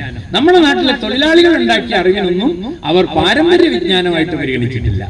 അങ്ങനെ മിത്തുകൾ പഠിപ്പിക്കുക, സംസ്കൃതം പഠിപ്പിക്കുക, ഈ ചരിത്രത്തിൽ നിന്ന് നമ്മുടെ കുട്ടികളെ അടർത്തിയെടുക്കുക. അങ്ങനെ സവിശേഷമായ രീതിയിൽ ചരിത്രബോധത്തിൽ നിന്ന് കുട്ടികൾ പുറത്തു കടന്നാൽ അവരെ എളുപ്പത്തിൽ നെതന്യാഹുവിന്റെയും മോദിയുടെയും ആശയ ലോകത്തേക്ക് കടത്തിവിടുക എളുപ്പമാണ്. അതുകൊണ്ട് ഈ കേരളത്തിൽ ടിപ്പു സുൽത്താൻ ധാരാളം ക്ഷേത്രങ്ങൾ നശിപ്പിച്ചിട്ടുണ്ട് എന്ന കഥ, അതുപോലെ ഹൈദറിന്റെ ആക്രമണം ഇവിടുത്തെ ഹിന്ദുക്കളെ ഉന്മൂലനം ചെയ്തു എന്ന കഥ, അതുപോലെ മുസ്ലിങ്ങൾ കൂട്ടത്തോടുകൂടി ഹിന്ദുക്കളെ ഉന്മൂലനം ചെയ്യാൻ ശ്രമിച്ചതാണ് 921 മലബാറിലെ മാപ്പിള ലഹള. ഇങ്ങനെയുള്ള വികലമായ ചരിത്രം, മിത്തുകൾ പ്രചരിപ്പിച്ചുകൊണ്ട് ചരിത്രബോധമില്ലാത്ത കുട്ടികളെ വഴിതെറ്റിക്കാൻ കഴിയുമെന്ന് അറിയുന്നത് കൊണ്ടാണ് ഈ ചരിത്ര പുസ്തകങ്ങളിൽ ഇവർ ഇത്ര കാര്യമായി ഇടപെട്ടുകൊണ്ടിരിക്കുന്നത്. അതുകൊണ്ട് നാം കരുതുന്നത് പോലെ അത്ര നിസ്സാരമല്ല. ഇന്ത്യയിലും അവർക്ക് വളരെ എളുപ്പത്തിൽ പല രൂപത്തിൽ, ഒരുപക്ഷെ ആ രൂപത്തിലാവണമെന്നില്ല, മറ്റൊരു രൂപത്തിൽ ഈ വംശീയതയുടെ ദേശീയതയെ അനുദിനം വികസിപ്പിക്കുന്ന തരത്തിലുള്ള വെറുപ്പും വിദ്വേഷവും പ്രചരിപ്പിക്കുന്ന, ധാരാളം ആശയ കാലുഷ്യം ജനിപ്പിക്കുന്ന ഒരു സാമൂഹ്യ പൊതുമണ്ഡലം ഉണ്ടാക്കിയെടുക്കാൻ സാധിക്കുന്നുണ്ട് എന്നതാണ് ഇന്ത്യൻ ദേശീയതയ്ക്കകത്ത് നിന്നുകൊണ്ട് ആലോചിക്കുമ്പോൾ നമ്മളെ ഭയപ്പെടുത്തുന്ന ഒരു കാര്യം. അതുകൊണ്ട് തീർച്ചയായും നമ്മുടെ ഈ ഒരു കാലത്തെ ഏറ്റവും പ്രധാനപ്പെട്ട ദൗത്യം എന്ന് പറയുന്നത് എന്താണ് ദേശീയത, ദേശീയതയും ചരിത്രവും തമ്മിലുള്ള ബന്ധം എന്താണ് എന്ന കാര്യം വളരെ പ്രധാനമാണ്. നമ്മുടെ ദേശീയത എന്ന് പറയുന്നത് ഞാൻ നേരത്തെ പറഞ്ഞ പോലെ ബ്രിട്ടീഷുകാർക്കെതിരെ ഇന്ത്യക്കാർ ഒന്നടങ്കം സമരം ചെയ്യാൻ ആരംഭിച്ചപ്പോഴാണ്, അതിനെതിരെയുള്ള പ്രതിരോധം സൃഷ്ടിക്കാൻ ശ്രമിച്ചപ്പോഴാണ് ഞാനും നിങ്ങളൊക്കെ ഒറ്റ ജനതയായി മാറുന്നത്. അതുവരെ നമ്മളൊക്കെ വിവിധ നാടുകളിൽ പിന്നെ പുഴകൾക്കപ്പുറം മലകൾക്കപ്പുറം ഒക്കെ ജീവിച്ചിരുന്ന ചെറിയ ചെറിയ ചെറിയ നാട്ടുരാജ്യങ്ങളിൽ ജീവിച്ചിരുന്ന മനുഷ്യരാണ്. അങ്ങനെയുള്ള മനുഷ്യരെ ഒന്നിച്ചു ചേർത്ത് ഇന്ത്യക്കാർ എന്ന് പറയുന്ന ഒരു മനോഭാവത്തിലേക്ക് കൊണ്ടുവന്നത് ബ്രിട്ടീഷുകാർക്കെതിരെയുള്ള സാമ്രാജ്യത്വ വിരുദ്ധ സമരമാണ്. ആ സമരത്തിൽ ഒരു ചുക്കും ചുണ്ണാമ്പും സംഭാവനയായി നൽകാത്തവരാണ് ഇന്ന് ഈ രാജ്യം ഭരിക്കുന്നത്. അതുകൊണ്ട് അവർക്ക് ഈ ചരിത്രത്തിൽ പങ്കില്ല. പങ്കുള്ളതാകട്ടെ ഈ സമരത്തിന് നേതൃത്വം നൽകിയ ഗാന്ധിയെ വെടിവെച്ചു കൊന്നുകൊണ്ടാണ് അവർ അവരുടെ പങ്ക് തെളിയിച്ചത്. അങ്ങനെ അവരുടെ ബ്രിട്ടീഷ് ദാസ്യം തെളിയിക്കുന്ന എത്രയോ രേഖകൾ നമുക്ക് ലഭ്യമാണ്. 6 തവണ മാപ്പെഴുതി കൊടുത്തിട്ടാണ് സവർക്കർ ബ്രിട്ടീഷുകാരുടെ ജയിലിൽ നിന്ന് മോചിതനായത് എന്ന കാര്യം നമുക്കറിയാം. അങ്ങനെ നിരന്തരം ഈ സാമ്രാജ്യത്വ ദാസ്യത്തിലൂടെ, മുസ്ലിം വിരോധത്തിലൂടെ ഇന്ത്യൻ ദേശീയതയെ അപായപ്പെടുത്തിയവരാണ് ഈ രാജ്യം ഭരിക്കുന്നത്. അവരെ സംബന്ധിച്ചിടത്തോളം ഈ രാജ്യത്തിന്റെ ദേശീയത എന്നത് വംശീയ ദേശീയതയാണ്. ജൂതരാഷ്ട്രം നിർമ്മിക്കാൻ ശ്രമിക്കുന്നത് പോലെയാണ് അവർ ഈ കഥകളുടെ അടിസ്ഥാനത്തിൽ ഹിന്ദു രാഷ്ട്രം നിർമ്മിക്കാൻ ശ്രമിക്കുന്നത്. അവർക്ക് നാം പറയുന്ന ദേശീയ പ്രസ്ഥാനത്തിലോ ഈ ദേശീയ സമരത്തിലോ യാതൊരു പങ്കും ഇല്ല. അതുകൊണ്ട് തന്നെ അവർ ചരിത്രത്തെ ഭയപ്പെടുന്നു. കാരണം ചരിത്രം എന്ന് പറയുന്നത് തൊഴിലാളികളും കർഷകരും സാധാരണ ജനങ്ങളും വലിയ ത്യാഗം സഹിച്ചാണ് ഇന്ത്യയെ ബ്രിട്ടീഷ് കൊളോണിയലിസത്തിൽ നിന്ന് പുറത്തു കടത്തിയത്. കൊളോണിയലിസം ഞാൻ നേരത്തെ പറഞ്ഞ പോലെ വെളുത്ത തൊലിയുള്ളവർ വന്ന് കറുത്ത തൊലിയുള്ളവരെ ഭരിച്ചതാണ് കൊളോണിയലിസം എന്ന് പറയുന്നത്. ആ വംശീയ ബോധം മറ്റൊരർത്ഥത്തിൽ പങ്കുവറ്റുന്നവരാണ് ഇന്ത്യയിലെ ആര്യവംശം എന്ന് പറയുന്നത്. ആ ആര്യവംശത്തിന്റെ സിദ്ധാന്തമാണ് മനുസ്മൃതി. ആ മനുസ്മൃതിയുടെ അടിസ്ഥാനത്തിലാണ് സനാതന ധർമ്മം എന്നൊരു സങ്കല്പം ഉണ്ടായിട്ടുള്ളത്. അതുകൊണ്ട് ഈ ആര്യവംശ ശുദ്ധിയും ഇന്ത്യയിലെ ആര്യന്മാരെ പറ്റിയുള്ള സങ്കല്പങ്ങളും വാസ്തവത്തിൽ വലിയ ബന്ധമുണ്ട്. അതുകൊണ്ട് യൂറോപ്യൻ കൊളോണിയലിസത്തെ പിന്തുണയ്ക്കുന്ന, അതിനെ മനസ്സാ സ്വീകരിച്ചിട്ടുള്ളവരാണ് ഇവിടുത്തെ ആര്യവംശം എന്ന് പറയുന്ന ബ്രാഹ്മണർ. അതുകൊണ്ട് ആ ബ്രാഹ്മണരെ സംബന്ധിച്ചിടത്തോളം അവരെപ്പോഴും കരുതുന്നത് തങ്ങളുടെ സഹോദരർ എന്ന് പറയുന്നത് ഇവിടെ ജീവിക്കുന്ന മുസ്ലിങ്ങളും ക്രിസ്ത്യാനികളും അല്ല, യൂറോപ്പിലുള്ള വെളുത്ത തൊലിയുള്ള ഈ എന്താണ് ആര്യവംശ ശുദ്ധിയുള്ള മനുഷ്യരാണ് എന്നാണ്. അങ്ങനെ അന്താരാഷ്ട്ര തലത്തിൽ തന്നെയുള്ള വംശീയവാദവുമായി കണ്ണിചേരുന്ന വംശീയതയാണ് ഇന്ത്യൻ ഭരണകൂടം കൂടെ പുലർത്തുന്നത് എന്നതുകൊണ്ടാണ് നെതന്യാഹുവിനെ യാതൊരു മടിയും കൂടാതെ മോദിക്ക് പിന്തുണയ്ക്കാൻ കഴിയുന്നത് എന്നാണ് ഞാൻ പറഞ്ഞതിന്റെ ചുരുക്കം. ആ അർത്ഥത്തിൽ ദേശീയതയെ അതിന്റെ ചരിത്രബോധത്തിലേക്ക് കൊണ്ടുവന്നുകൊണ്ടും ഇതുപോലെ തെരുവുകളിൽ ഇരുന്ന് ചരിത്രം പഠിപ്പിച്ചുകൊണ്ടും അത് നമ്മുടെ പുതിയ തലമുറയിലേക്ക് പകർന്നുകൊണ്ടും മാത്രമേ ഒരു ശരിയായ പ്രതിരോധം ഇതിനകത്ത് സൃഷ്ടിക്കാൻ കഴിയുകയുള്ളൂ. നമുക്ക് പലസ്തീൻ ജനതയ്ക്ക് വേണ്ടി പ്രത്യേകിച്ച് ഒന്നും ചെയ്യാൻ കഴിയണമെന്നില്ല. ഒരുപക്ഷെ അവർക്ക് സഹായം എത്തിക്കാൻ കഴിഞ്ഞാലായി എന്നല്ലാതെ മുമ്പ് പലസ്തീൻ ഐക്യദാർഢ്യം എന്ന് പറഞ്ഞ് ധാരാളം കാര്യങ്ങളൊക്കെ നമ്മുടെ ചുറ്റും നടന്നിരുന്നു.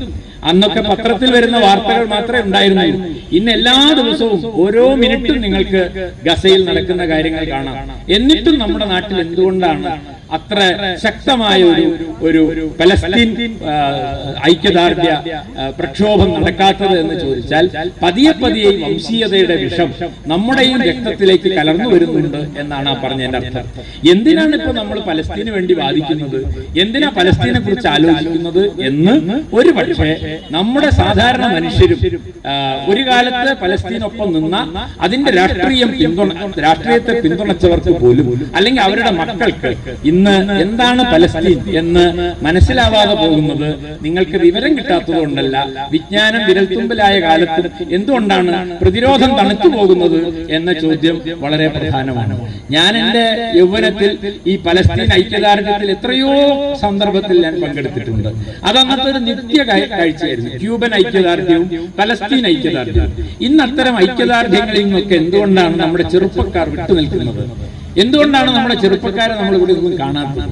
എന്തുകൊണ്ടാണ് ഇപ്പോഴും തലനരച്ചതോ അല്ലെങ്കിൽ മധ്യവയസ്സിലേക്ക് എത്തിയതോ ആയിട്ടുള്ള കുറച്ച് ആളുകൾ ഇവിടെ വന്നിരിക്കുന്നത് എന്ന് ചോദിച്ചാൽ തീർച്ചയായും നാം നമ്മുടെ സാമൂഹ്യ മാധ്യമങ്ങളിലൂടെ നടന്നുകൊണ്ടിരിക്കുന്ന ഈ വിഷപ്രചരണത്തെ അതിനെ ചെറുക്കുന്നതിൽ അതിലേക്കകത്ത് മിത്തുകൾ കൊണ്ടും അസത്യങ്ങൾ കൊണ്ടും നിറഞ്ഞ ഈ സോഷ്യൽ മീഡിയ എന്ന് പറയുന്ന പൊതുമണ്ഡലത്തിൽ യഥാർത്ഥത്തിൽ ചരിത്രത്തിന്റെയും ശാസ്ത്രീയതയുടെയും സത്യത്തിന്റെയും ഘടകങ്ങളെ നമുക്ക് കാണാൻ കഴിയുന്നില്ല എന്നതുകൊണ്ടാണ്. അതുകൊണ്ട് തീർച്ചയായും വലിയൊരു പ്രതിസന്ധിയിലാണ് നമ്മൾ എത്തി നിൽക്കുന്നത്. നമ്മുടെ രാജ്യവും കടന്നു പോകുന്ന വഴിയുടെ മുന്നിലുള്ള ഒരു അപായത്തിന്റെ സൂചനയാണ് ഈ പലസ്തീൻ എന്ന് പറയുന്നത്. അത് നമ്മുടെ തന്നെ രാജ്യം കടന്നു പോകുന്ന ഒരു വഴിയെയാണ് സൂചിപ്പിക്കുന്നത്. അതിലേക്ക് എത്താനുള്ള എല്ലാ ചുവടുവെപ്പുകളും നമ്മുടെ രാഷ്ട്രവും നടത്തി കഴിഞ്ഞിരിക്കുന്നു. എന്നിട്ടും അതിന്റെ അപായത്തെ തിരിച്ചറിഞ്ഞുകൊണ്ട് യഥാർത്ഥത്തിൽ ഒരു വലിയ പ്രതിരോധം സൃഷ്ടിക്കുന്നതിൽ നമുക്ക് എന്താണ് തടസ്സം നിൽക്കുന്നത് എന്ന് ചോദിച്ചാൽ വംശീയതയുടെ ആശയലോകം പതിയെ പതിയെ നമ്മുടെ എല്ലാം ഉള്ളിലേക്ക് കടക്കുകയാണ്. നമ്മളൊക്കെ പതിയെ പതിയെ നമ്മൾ ഹിന്ദുക്കളാണെന്നോ നമ്മള് നായന്മാരാണെന്നോ അവരൊക്കെ മുസ്ലിങ്ങളാണെന്നോ അല്ലെങ്കിൽ നമ്മളൊക്കെ വേറെ ജാതിക്കാരാണെന്നോ അങ്ങനെ നമ്മൾ അവർ എന്ന് പറയുന്ന ഈ അപരബോധമാണ് എല്ലാ വംശീയ യുദ്ധങ്ങളുടെയും പുറകിലുള്ളത്. അതുകൊണ്ട് ഗസയിലുള്ള മനുഷ്യരെ കൊന്നുകളഞ്ഞതിന് ശേഷം അവരുടെ മൃതശരീരത്തിൽ മൂത്രമൊഴിക്കുന്നതും അവരെ ആ മൃതശരീരത്തെ തന്നെ അപമാനിക്കുന്നതായിട്ടുള്ള എത്രയോ കാഴ്ചകൾ നമ്മൾ കണ്ടു. എന്തിനാണ് നിങ്ങൾ മരിച്ചു കഴിഞ്ഞ് ശവശരീരത്തെ വീണ്ടും അപമാനിക്കുന്നത്? അപ്പൊ അതിന്റെ അർത്ഥം എന്താ? നിങ്ങൾക്ക് അവരോട് വെറുപ്പാണ്. നിങ്ങൾ ഈ മനുഷ്യരെ കൊന്നുകളയുന്നതിന്റെ ആധാരം നിങ്ങൾ ആ മനുഷ്യരെ വെറുക്കുന്നു എന്നാണ്. ആ വെറുപ്പ് കഴിഞ്ഞ കുറെ കാലം കൊണ്ട് ഉത്പാദിപ്പിച്ചതാണ്. അങ്ങനെ വെറുപ്പ് നിരന്തരം ഉത്പാദിപ്പിച്ചു കൊണ്ടിരുന്നാൽ തീർച്ചയായും ഒരു ഘട്ടത്തിൽ നമ്മുടെ അയൽവീട്ടിൽ താമസിക്കുന്ന മനുഷ്യനാണ് നമ്മുടെ കടുത്ത ശത്രു എന്നും ഈ രാജ്യം ഇല്ലാതാക്കിയത് അയാളാണ് എന്നും തോന്നിയാൽ അയാളോടും അയാളുടെ മൃതശരീരത്തോട് പോലും ഒരുപക്ഷെ നമുക്ക് ഇത്രയും അപമാനകരമായ തരത്തിൽ പെരുമാറാനുള്ള ഒരു അവസ്ഥയിലേക്ക് നമ്മൾ മാറിയേക്കാം. അതുകൊണ്ട് വെറുപ്പും വിദ്വേഷവും ഉത്പാദിപ്പിക്കുന്ന പൊതുമണ്ഡലത്തെ ഏതു നിലയ്ക്കും റദ്ദ് ചെയ്യുക എന്നതാണ് ഈ പലസ്തീൻ പ്രശ്നത്തിൽ നിന്ന് നാം പഠിക്കേണ്ട പാഠം. അതുകൊണ്ട് ചരിത്രത്തിൽ നിന്ന് നിങ്ങൾ എന്താണ് പഠിക്കുന്നത് എന്ന് ചോദിച്ചാൽ വെറുപ്പും വിദ്വേഷവും നിരന്തരം പ്രചരിപ്പിച്ചുകൊണ്ടിരിക്കുകയും നമ്മുടെ ചുറ്റും ജീവിക്കുന്ന മനുഷ്യർ നമ്മുടെ ശത്രുക്കളാണ് എന്ന് നമ്മളെ പഠിപ്പിക്കുകയും ചെയ്യുന്ന ഈ പാഠശാല ഗുരുതരമായ പ്രത്യാഘാതമാണ് ഭാവിയിൽ സൃഷ്ടിക്കാൻ പോകുന്നത്.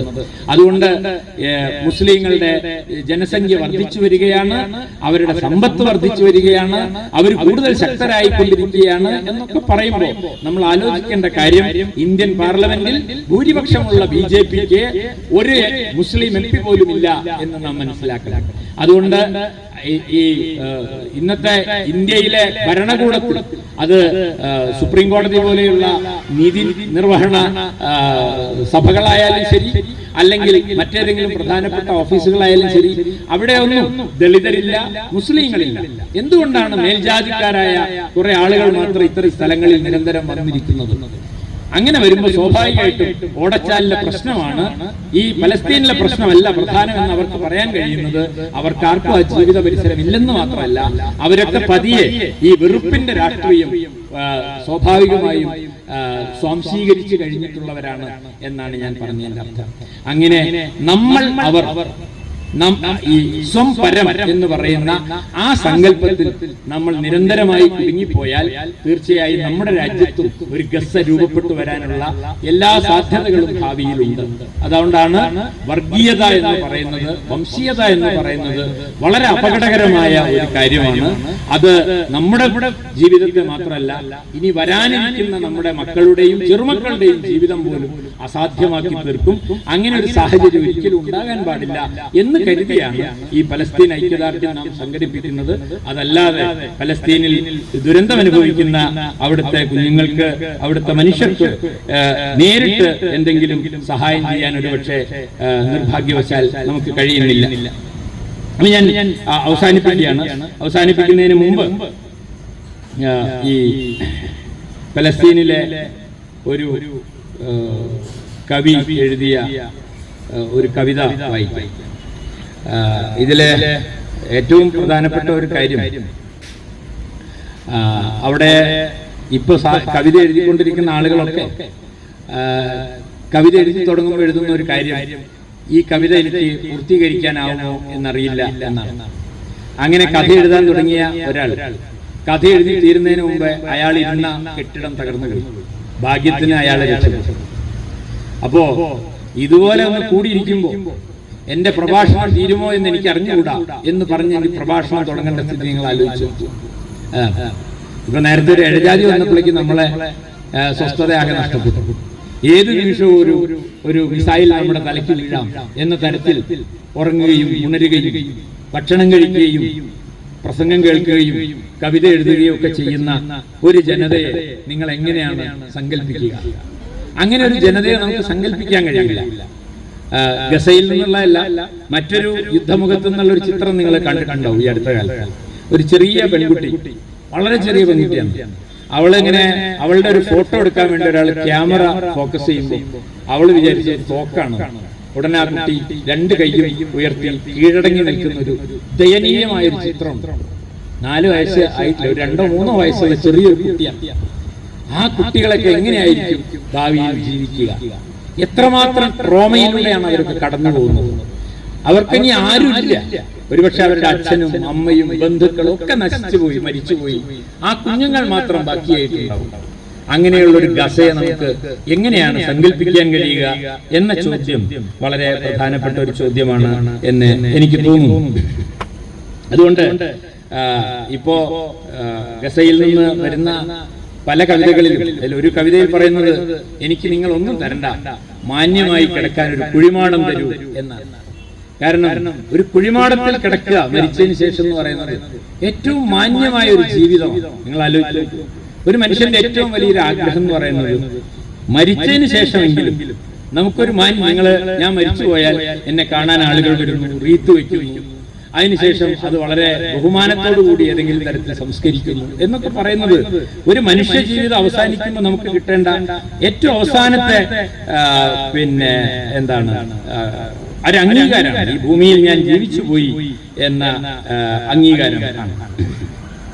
ആ ഒരു എന്താ പറയുക സൗഭാഗ്യം പോലും ഇന്ന് ഗസയിൽ ജീവിക്കുന്ന സാധാരണ മനുഷ്യർക്കില്ല.